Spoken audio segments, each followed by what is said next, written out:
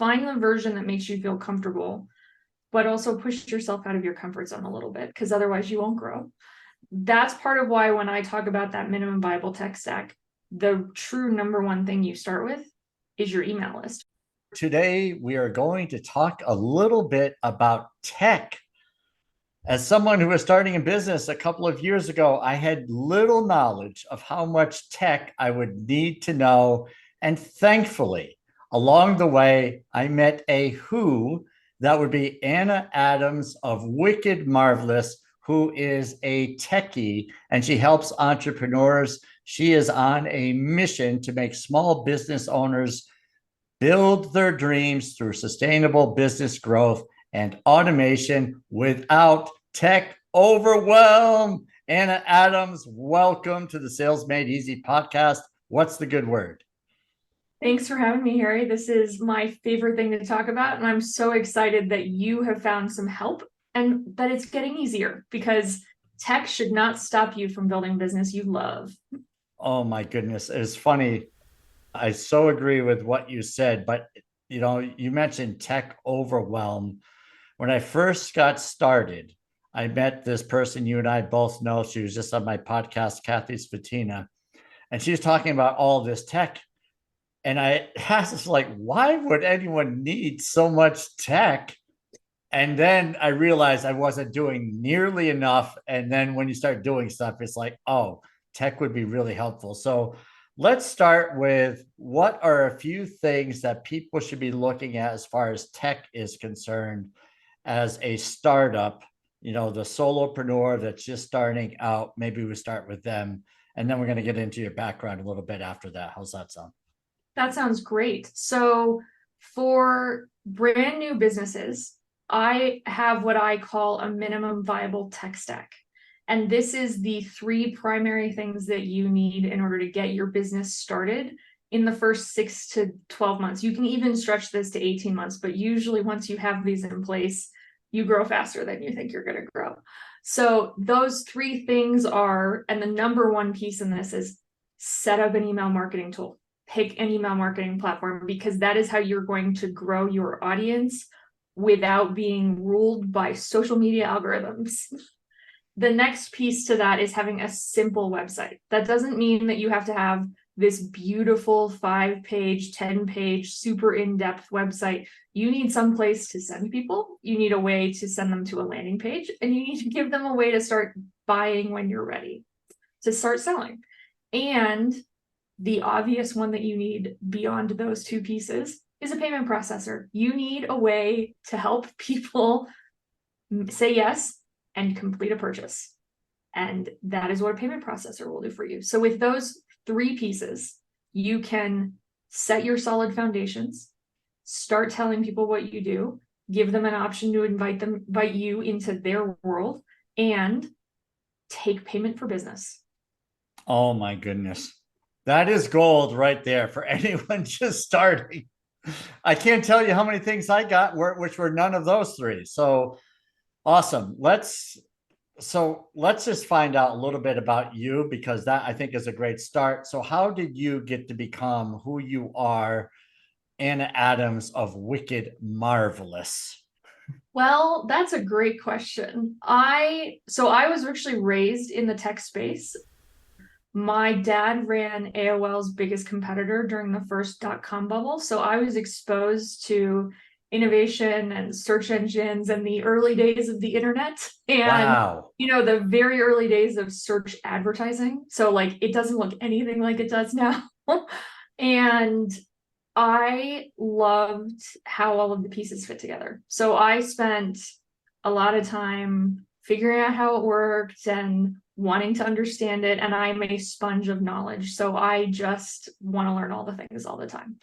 And which has led me down some interesting paths. You would not expect that I went to art school, that I actually have a degree in English Lit, and that I've worked in tech for 15 years. And so when I left college, I went straight into a startup role in Silicon Valley, and I worked in 3 successive tech companies, and I burned out like clockwork every 18 months, realized I was doing something wrong, because nobody should be burning out that often. And then I realized that my biggest thing that I love to do is create and help people implement and build what they wanted to. And then I like to go on and find a new project. So that's what I started doing. I've been freelancing. I've owned my company for 11 years. And my biggest goal is that I want to help businesses, specifically small business owners, solopreneurs, creatives, create and grow businesses that work for them, that let them do what they're super passionate about without being stuck in tech. Oh my goodness. If I could only have 3 wishes, one of those wishes would be, I wish I met Anna Adams sooner. You would have saved me many thousands of dollars, to say the least. So the challenge that I had, and we'll just see if this is pretty common, is I wrote a book and then people started telling me that I need this and I need that. So, and I didn't really have a guide. Mm-hmm. So I would, find someone, oh, you do websites. And the person was trying to tell me, as I reflect back on it, that it really wasn't a website, it was a landing page. And they were trying to tell me the difference. And I wasn't really listening because I had other things in my mind, maybe. But then after we spent some money on this landing page, I said, so how do I blog? And the person laughed. He says, well, you don't exactly blog with landing pages. So like, oh my goodness.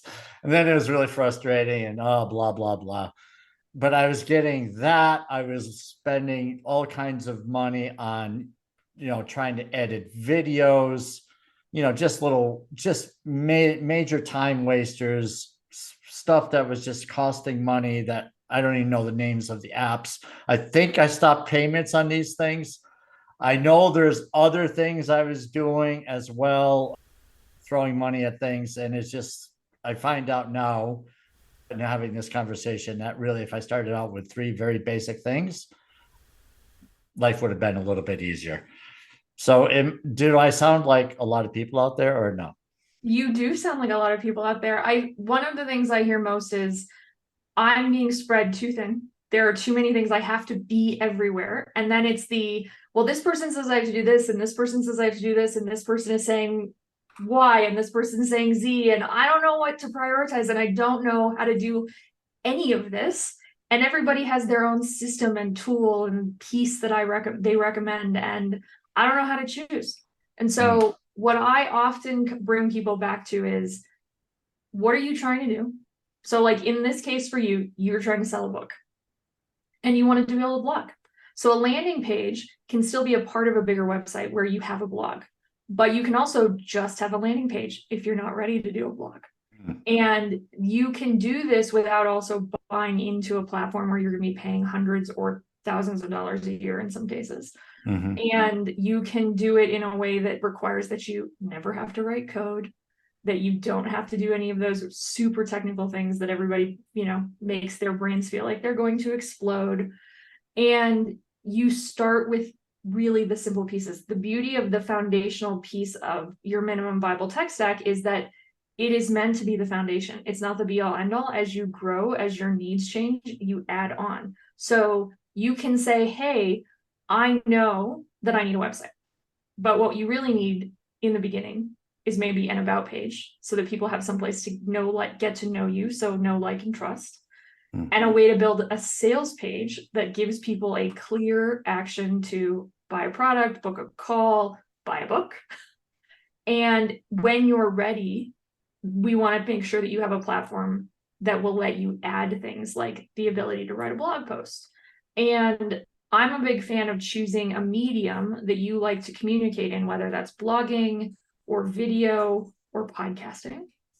Because when you communicate the way you like to communicate, the way that's easy for you, then it's easier to grow your audience because you're doing something that is easy and fun for you, not something that like you feel you have to do. Because as soon as it's a should and a have to, you dread opening your email inbox. You dread having to craft that weekly newsletter or to sit down and write that blog post if blogging isn't your forte, or being on a podcast if you don't like talking.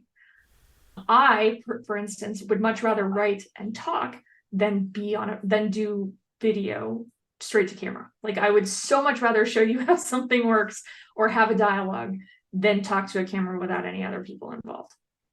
And so when I say pick the version of that makes you feel good, use that to create content.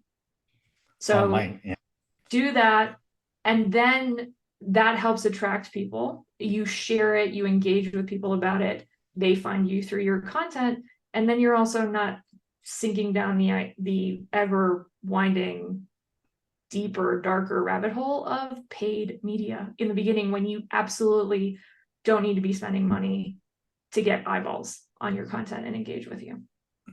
All right. So how does somebody, thank you for that. How does somebody then get eyeballs if they don't have an email list? So they're a new business. Mhm. I mean, I learned something about opting in when I started. And so if they don't have an email list, they don't have some place for people to opt in, how are they getting eyeballs in your world? So what I always say is start with your network, start with your community, show them what you're doing, ask them to share. So if that's by posting on your favorite social platform, do that. If it's by showing up and being an expert in someone else's community because you can, do that. Find the version that makes you feel comfortable, but also push yourself out of your comfort zone a little bit, because otherwise you won't grow. That's part of why when I talk about that minimum viable tech stack, the true number one thing you start with is your email list, because email platforms let you build landing pages with opt-in forms immediately. So you can immediately start telling people, sharing, adding people to your email list. They can invite other people. It spreads in that extended halo of people who know other people, and people who trust you are introducing you and creating that warm handshake without the sleazy sales. Okay. All of the bro marketing stuff that's happening on the internet these days. Yeah. Okay. Yes, you're definitely speaking my language. So you said this could work out for the first up to 18 months, really, right? Depending on what you're selling, absolutely. Yeah. We have Okay. clients who build an email list, have a simple website, and we use a payment processor and all they do is sell a service like a coaching package, or even a subscription to a coaching package or something of that sort. If you're going to grow faster, or you want to do something like create a group program or a community or a course, then there's, an added tech piece that goes with that. How are you going to host that community? Realistically, you don't want to host any of those kinds of spaces and communities on Facebook anymore, because it's getting more and more complicated, and you want to take people off of those platforms so they pay attention to you and they don't get lost in the shuffle of millions of notifications that don't mean anything to anybody. Yeah, there are a few of those.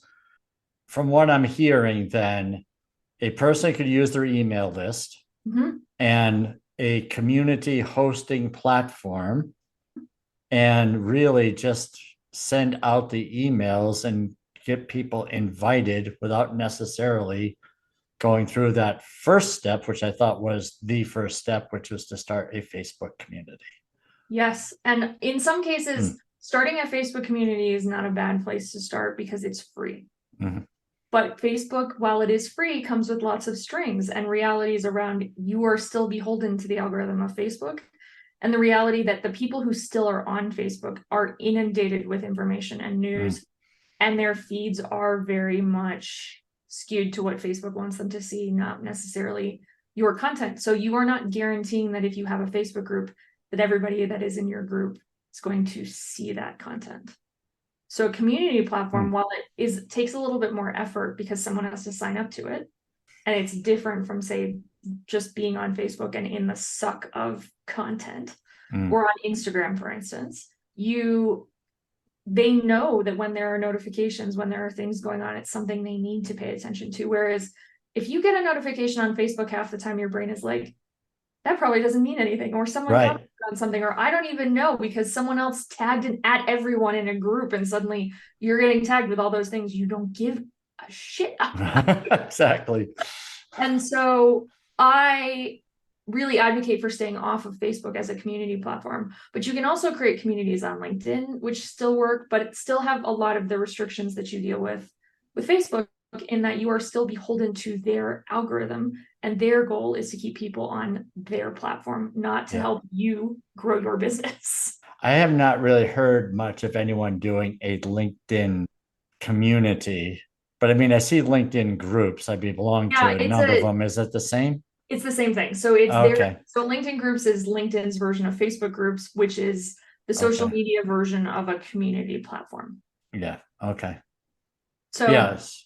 Okay. LinkedIn groups are great in that LinkedIn has become cool, or is the cool social media platform now, which I find to be a very funny statement.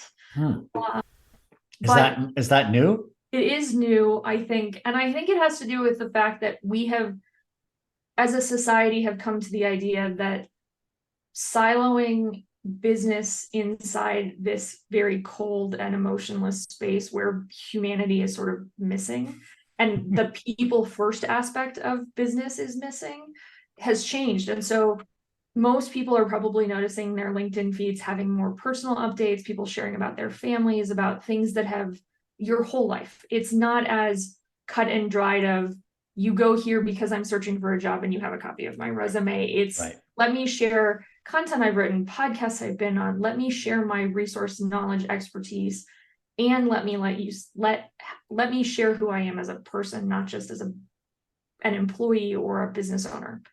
And so it's becoming more of a place where people are choosing to engage and they're going there first versus going to Facebook or going to Twitter or X, depending on whatever you call it now, or if you even use it. And so it's also allows for engagement at a few different levels. You can be connected to somebody, you can follow somebody, you can see a post from someone else that is connected to that person because they're connected to you in your feed, and it expands your network visibility and interesting content. Their algorithm is less structured than platforms like Facebook and Twitter. Okay. Yeah, I really enjoy LinkedIn myself. I've been using it for the majority of my branding and marketing and building my tribe or community, if you will. Is that important? Would you say, am I doing the right thing there? Yes, I absolutely would say you're doing the right thing. Your network is going to be invaluable to you as you grow your business. So using platforms like LinkedIn to do that really well is LinkedIn is a great platform to grow your community, connect with new people, and to share your knowledge and expertise, which also brings business your way. I have been saying this for years and it's still true. LinkedIn is the most underrated platform, but brings one of the highest return on time invested or content posted platforms across the board for most small businesses. If you're selling from a B2B or you're selling within the professional space and you're interacting with other professionals, even from a B2C standpoint, it still works really well. But in the beginning, especially if you were talking to other small business owners, for instance, and they were your audience, LinkedIn provides one of the highest returns on time invested on the platform to traffic driven to, say, a website or a landing page or a podcast, and even to a book.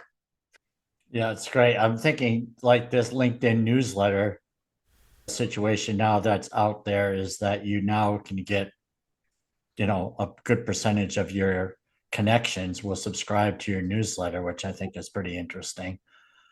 I think it's fantastic. And they can be the thing that I like about the LinkedIn newsletter format is if you, let's say you have your regular email list and you have an audience that is broad and you talk about, say, 3 or 4 different things on a regular basis.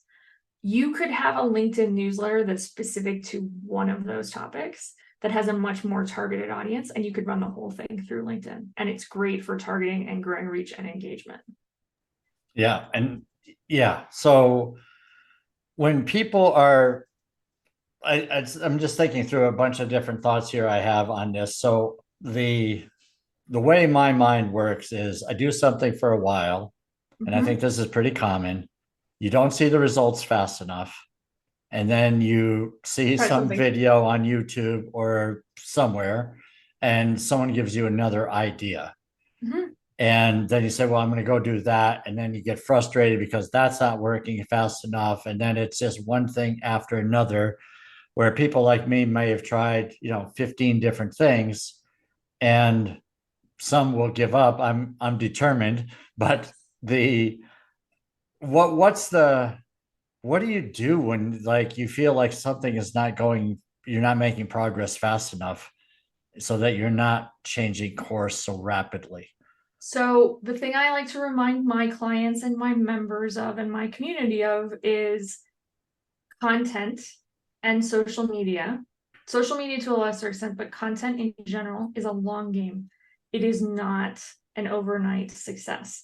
And especially when you look at other platforms besides email and LinkedIn, platforms like Twitter and Facebook, the life cycle of a social post on those platforms is less than 24 hours, which is why you keep hearing from people who are social experts telling you that you need to be posting 35 to 70 times a week. And who has that kind of content in their back pocket when you're just starting a business? That is an overwhelming level of responsibility that is not actually serving you in growing your business.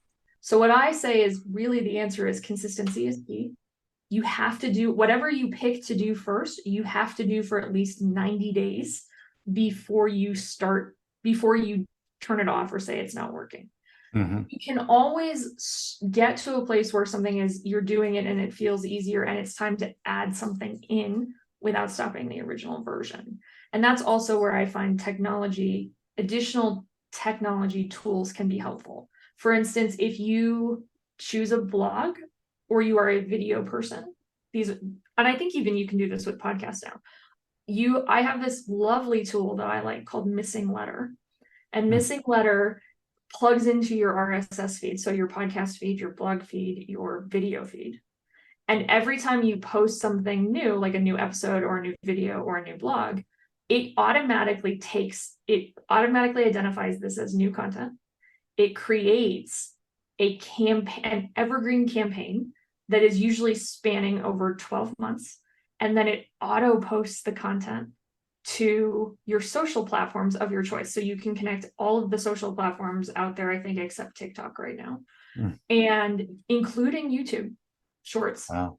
And so what it does is it pulls quotes and it generates posts based on the content of that episode, video, or article.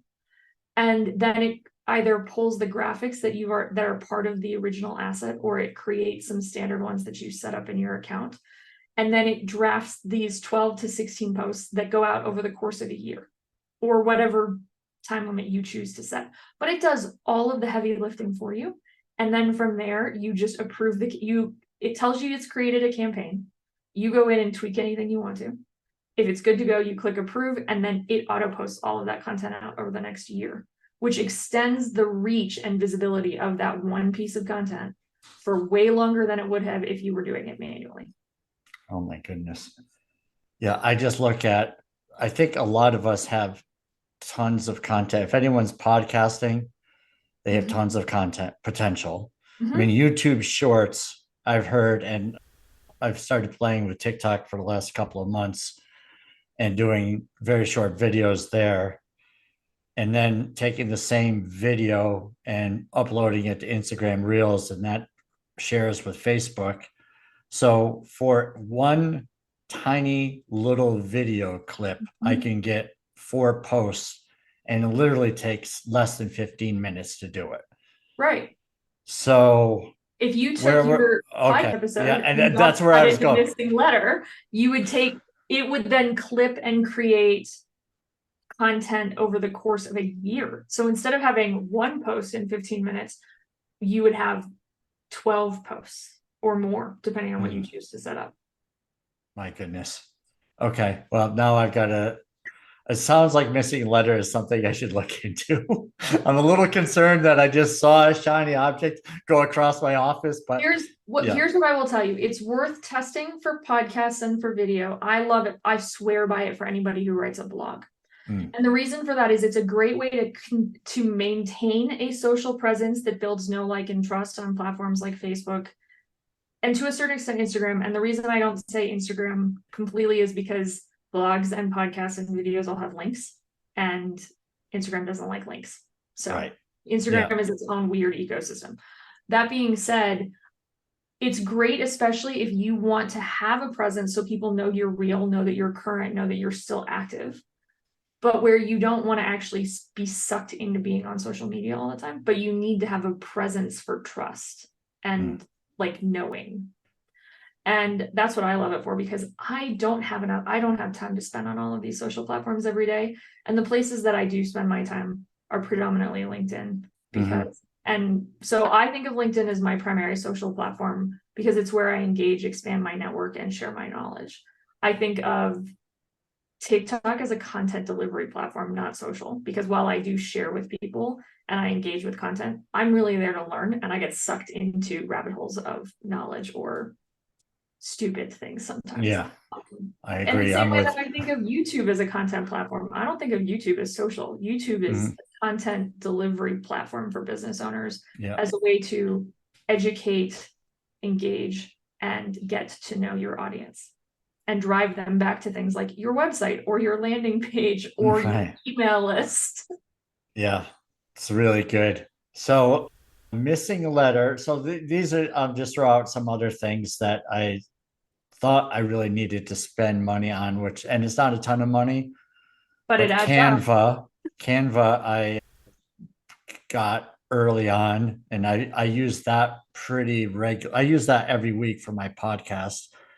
Then I use podcast editing tools like Descript, which is I find very helpful because some of these tools are easy to learn. And if you don't want to spend hundreds of dollars per episode, which is what some charge to edit, just to put an intro and an outro on and maybe clean it up a little bit, that can cost you, somewhere around $800 a month if you're doing a podcast a week. And this stuff gets very expensive, and you really don't need to be spending that money early on, is what I'm thinking.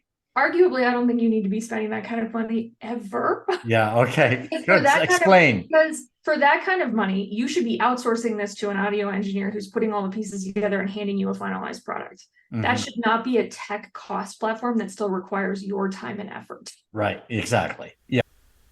I think Canva is a phenomenal tool and is very versatile in what you can do with it. You can even build landing page websites in Canva now, which is great for people who are not ready for a full-blown website but need a landing page for an in-between or a side hustle. It's a great starting point, and you don't have to write code because it works just like Canva does. If you know what you're doing in Canva, building a website can take you less than 30 minutes. Wow. Or building a landing page can. Yeah. And I think depending on what you choose, if video is the platform of your choice or content delivery method of your choice, or a podcast is, there are going to be things that will help you, like Descript. I like using Anchor FM for people at the very beginning because it is completely free and has editing and all of those pieces in it.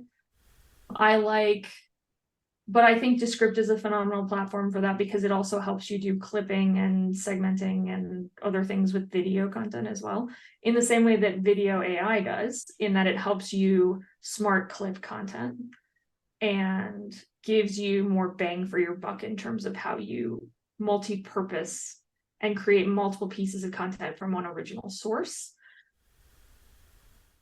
So there are things that you're going to want to add, but my biggest goal is if we can find an option that works, that is consistent, that does what it says it's going to do.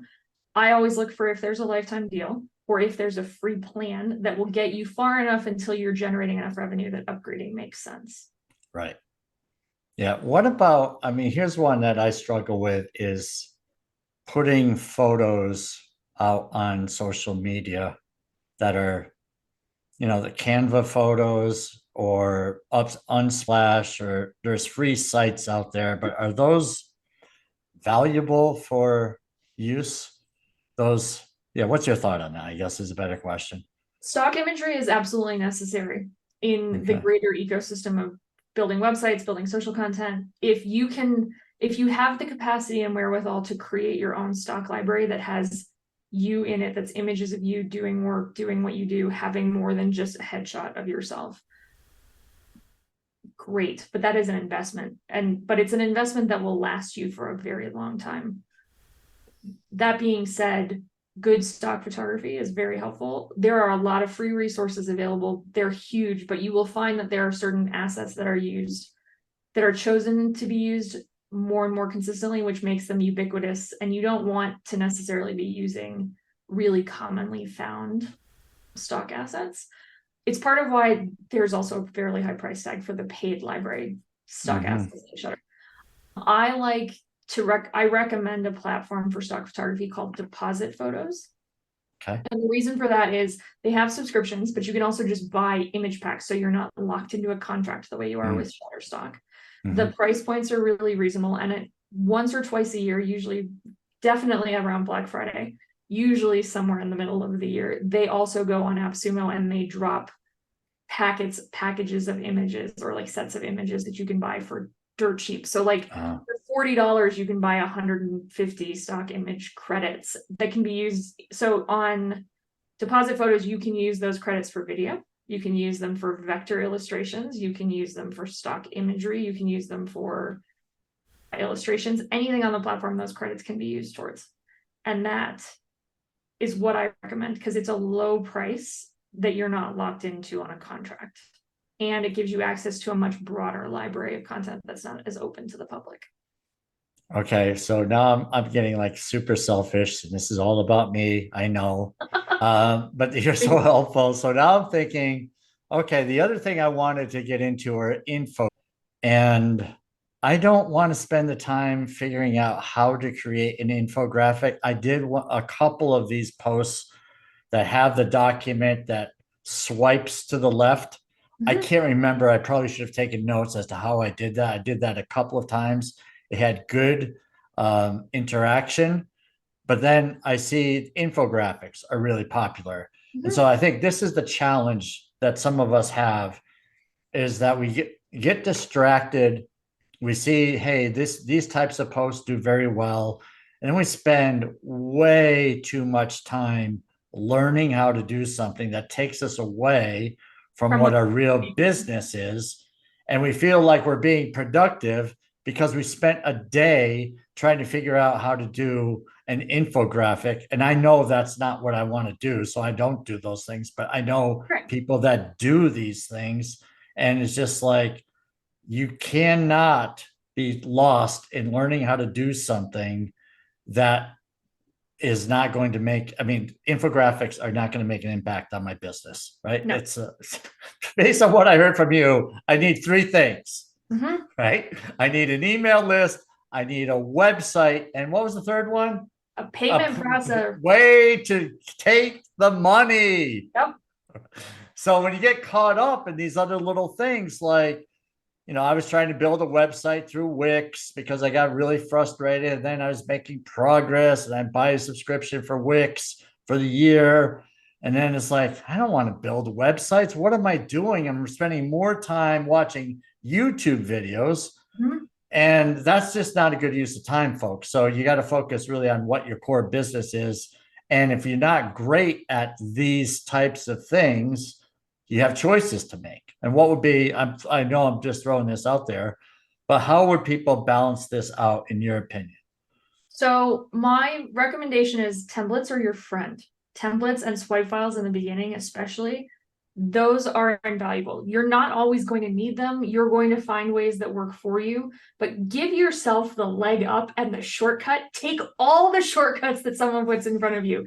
Use those templates. Ask for those, buy those Canva templates. Hell, I give them away on my email list on a regular basis. Nice.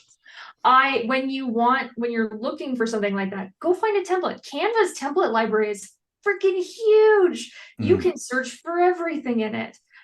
Minimize the time that you spend learning how to do something new, and focus on what you're doing best, and figure out what is working and focus on those pieces, and then add little things in to try.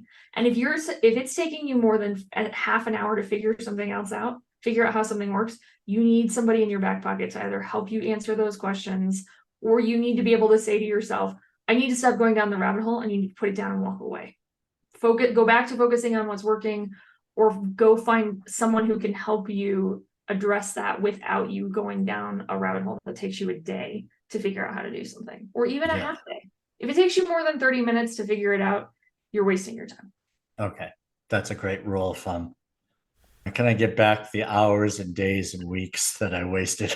Oh, Because I hear the most from small business owners and solopreneurs is, I'm completely stuck, and instead of walking away or trying something new, oh, I have banged my head against a wall and I've gone down the YouTube rabbit hole and I still don't have an answer, and I don't know how to stop myself from doing this, and I don't have somebody to ask. yeah. Super frustrating. I mean, and it's like we've got to let go of the ego. Mm-hmm. Because we say, I know that I say, it's like, this cannot be this hard. I know I can figure this out. And then you just, you look at the clock and it's like, what did I just do for the day? Mm-hmm. I've got nothing, right? Because the end result is you still have nothing. You kill the day. You got super frustrated. And then that works in your head as well for all kinds of things. And you start saying things like, I'm not good at this. Not that I've ever said that, mind you. But yes, you have been super helpful. You've got an incredible community. So why don't you talk to us a little bit about what your community is and how you're serving people? So I have a membership community called Overcome the Tech Overwhelm, which is actually, we call it Otto for short, OTTO. And it is built for solopreneurs, for creatives, for entrepreneurs, for those small business owners who are getting stuck in those rabbit holes, who don't know what to implement in their businesses, who don't have their foundations in place, or who have gone off to the races and are suddenly realizing they need some of those foundations, or they're still getting overwhelmed with all of this new technology, or they have this new thing they want to implement in their businesses and they have no idea what to do with it. So my biggest goal is to make support accessible, because small business owners shouldn't be paying multi four figures and lots of money when you are trying to make it work and figure it out. So I created Otto. It's $37 a month. In the community, you have access to the whole community on a community specific platform called Heartbeat. We do and I do one-on-one voice coaching via Voxer with anyone in the membership every week for a whole day. You get access to me for 13 hours of time. Mm-hmm. So you can ask me anything and everything, and it's just a one-on-one conversation. And then in addition to that, we have a training vault where anything related to the tools that you use in your business, or that you are figuring out what to put into your business, we have trainings for everything. And the content is driven by the members. So anytime a new member joins and they're using a platform that no one else is using, we go in and add content and trainings and helpful pieces so that they get the support they need. Yeah, this is really awesome. I am a member. I am a paying member, and there is tons of value. I won't tell Anna that it's worth more than $37, but there's tons of value in it. And just having conversations like this, she's like, why would you do that? It's like, because I saw a shiny object, someone else, Alex Hormozy's doing it. He's really smart, so I figured I should do it. So Anna helps me to be a little more balanced in life, which is great. So you're really special. Thank you so much for joining me on the Sales Made Easy podcast, Anna. And we look forward to seeing more of you in the future. And folks, find Anna Addoms with 2 Ds. Okay. I had to struggle on how to say it because I got confused. Anna Addoms of Wicked Marvelous. Find her and join her membership club because it is worth it. There. And it's true. Thank you, Harry. This has been such a great conversation. And yes, I would love for you to come find me, come talk to me. I'm always happy to have a conversation. And my biggest goal is to make your business easy and fun for you so that it works for you the way you work. Beautiful. All right. It's been a blast, Anna. Thank you. Wicked Marvelous from Boston. Thank you, Harry. All right. Great stuff.